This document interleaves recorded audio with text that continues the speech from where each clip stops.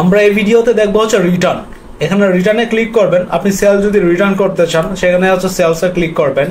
Click করার পরে add return আছে, হ্যাঁ, এখানে হচ্ছে রিটার্ন লিস্টটা পেয়ে যাবেন। যদি কোনো রিটার্ন করে থাকে, কোন কাস্টমারে করছে, কোন বিলিয়ার এগেনস্টে করছে, কোন ব্রাঞ্চের সেলস রেফারেন্সটা সহ পাবেন, ওইটার রেফারেন্স পাবেন, কোন ডেটে করছে, গ্র্যান্ড টোটাল কত। এখানে অ্যাকশনে ক্লিক করলে ভিউ সহকারে দেখতে পারবেন কোন কোন প্রোডাক্টটা করছে, কি কি করছে না করছে সব ডিটেল দেখতে পারবেন। চাইলে প্রিন্টও করতে পারবেন।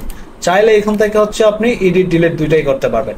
এখন দেখেন, আপনি চাইলে এখানে হচ্ছে ডেট দিয়ে এবং হচ্ছে কোন ব্রাঞ্চের জন্য সেগুলোও চাইলে এখান থেকে সাবমিট করে ফিল্টার করে দেখতে পারেন। আমি যদি চাই যে রিটার্ন করতে, অ্যাড রিটার্নে ক্লিক করব, একটা রেফারেন্স নং দিব।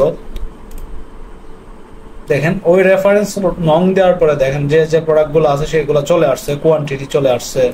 তারপরে হচ্ছে আমার এখানে আগে সিলেক্ট করতে হবে কোন কোন প্রোডাক্টগুলো হচ্ছে আমি রিটার্ন করবো। দেখেন এখন আমি হচ্ছে জাস্ট কত কোয়ান্টিটি করতে চাচ্ছি সেই কোয়ান্টিটি এগুলা এখানে দিয়ে দিব।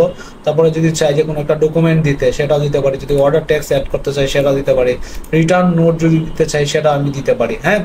তারপরে চাইলে এখানে ক্লিক করলে, সাবমিটে ক্লিক করলে হচ্ছে এই প্রোডাক্টগুলো হচ্ছে আমার রিটার্ন চলে যাবে এবং হচ্ছে অটো অ্যাডজাস্টমেন্ট হবে। তারপরে হচ্ছে আপনার দেখেন সেলে এখানে সেল রিটার্নে হচ্ছে এই প্রোডাক্টগুলো পেয়ে যাবেন আর কি। চাইলে আমি আগে আপনাকে দেখাইছি। পারচেসেসটাও সেম, পারচেসের যে আপনার রিটার্নটা, সো আপনি দেখেন এখানে রিটার্ন লিস্টগুলো দেখতে পারবেন। তারপরে ব্রাঞ্চগুলো আছে, সাপ্লায়ার আছে, গ্র্যান্ড টোটাল আছে। দেন হচ্ছে আপনি চাইলে এখানে ভিউ থেকে অল হচ্ছে আপনার ডিটেলটা দেখতে পারবেন। এখানে হচ্ছে কত কত আছে, তারপর কার কাছে হচ্ছে আপনি পারচেস করছিলেন, থাম নাম, তারপর হচ্ছে কোন প্রোডাক্ট, কোয়ান্টিটি। দেন হচ্ছে আপনার চাইলে রিটার্ন নোট যদি থাকে, স্টাফ নোট যদি কোনো কিছু থাকে সেটাও আপনি দেখতে পারতেছেন। তারপরে মেইন ব্রাঞ্চ থেকে কোন ব্রাঞ্চ থেকে করছেন, ডেটটা, রেফারেন্স, পারচেস রেফারেন্স, আপনার কারেন্সি, এক্সচেঞ্জ রেট সবকিছু দেখতে পারবেন। রিটার্ন আপনি এটা চাইলে আবার প্রিন্টও করতে পারবেন।